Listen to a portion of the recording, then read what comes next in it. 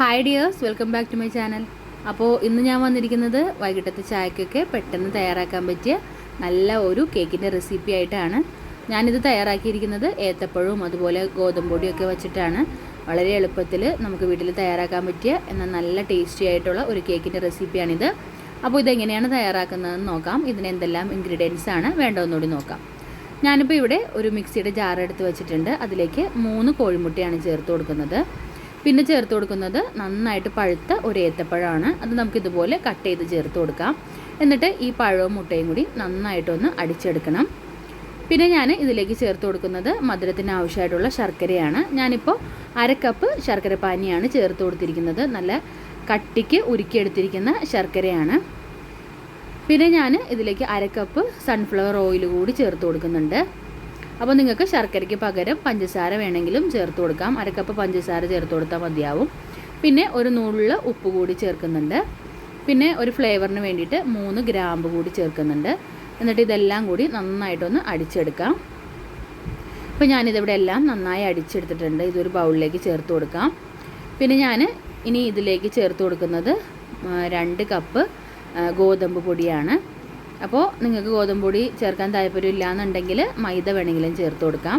ഇനി നമുക്ക് ഇതിലേക്ക് 1 ടീസ്പൂൺ ബേക്കിംഗ് പൗഡർ ചേർത്ത് കൊടുക്കാം. അതുപോലെ ഒരു 1/4 ടീസ്പൂൺ ബേക്കിംഗ് സോഡ കൂടി ചേർത്ത് കൊടുക്കാം.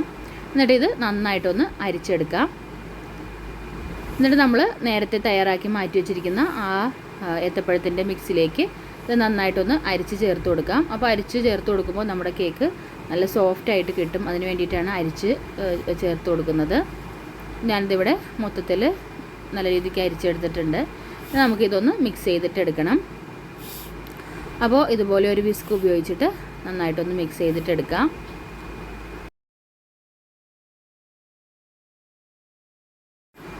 അപ്പോൾ നമ്മുടെ കേക്കിൻ്റെ മിക്സ് നല്ല രീതിക്ക് കട്ടയൊന്നും ഇല്ലാതെ ഞാനിവിടെ മിക്സ് ചെയ്തെടുത്തിട്ടുണ്ട്. അപ്പോൾ കേക്കിൻ്റെ ബാറ്റർ ഇവിടെ റെഡി ആയിട്ടുണ്ട്. ഇനി ഇത് ബേക്ക് ചെയ്തിട്ട് എടുക്കണം. അപ്പോൾ ഞാൻ ഓവനിലാണ് ഇപ്പോൾ ബേക്ക് ചെയ്യുന്നത്. 180 ഡിഗ്രിയിൽ 10 മിനിറ്റ് പ്രീ ഹീറ്റ് ചെയ്ത ഓവനിൽ ഒരു 35 മിനിറ്റ് ബേക്ക് ചെയ്തെടുക്കുന്നുണ്ട്. നിങ്ങൾ ഓവൻ ഇല്ലാതെയാണ് ബേക്ക് ചെയ്യുന്നത് എന്നുണ്ടെങ്കിൽ ഞാൻ ഇതിനു മുമ്പ് ഒരുപാട് വീഡിയോ ഓവൻ ഇല്ലാതെ ബേക്ക് ചെയ്യുന്നത് കാണിച്ചിട്ടുണ്ട്. അപ്പോൾ അതിൽ നോക്കിയാൽ മനസ്സിലാവും എങ്ങനെയാണ് ചെയ്യേണ്ടതെന്ന്. അപ്പോൾ ഞാനൊരു കേക്ക് ടിന്നിലേക്ക് നമ്മുടെ കേക്ക് ബാറ്റർ ഒഴിച്ചു കൊടുത്തിട്ടുണ്ട്. ഇനി നമുക്കിതൊന്ന് ബേക്ക് ചെയ്തിട്ടെടുക്കാം. ഇപ്പോൾ നമ്മുടെ കേക്ക് ഇവിടെ നന്നായിട്ട് ബേക്കായിട്ട് വന്നിട്ടുണ്ട്. ഇനി ഇതൊന്ന് നമുക്ക് അരികെല്ലാം ഒന്ന് വിടിയിച്ച് കൊടുത്ത് ഒരു പ്ലേറ്റിലേക്ക് മാറ്റി കൊടുക്കാം.